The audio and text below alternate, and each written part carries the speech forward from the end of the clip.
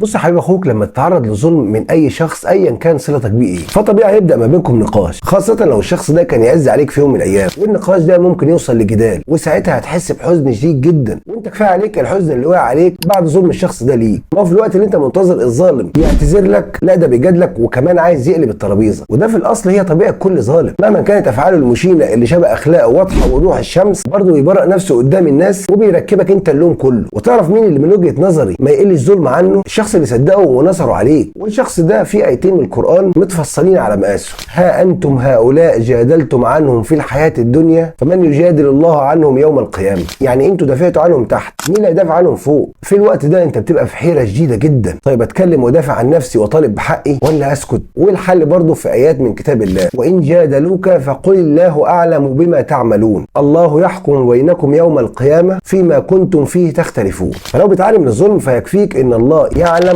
ويحكم، وده القول الله تعالى: ان يوم الفصل كان ميقاتا. كل اللي عليك انك تحاول تصلح من نفسك وتتعلم من اللي حصل، لان مفيش حاجه بتحصل الا وراها حكمه من ربنا. اما بالنسبه لظلمك فاترك امره لله، واجعل الله سبحانه وتعالى هو خصمه، وخليه يجادل بقى لو عرف يجادل.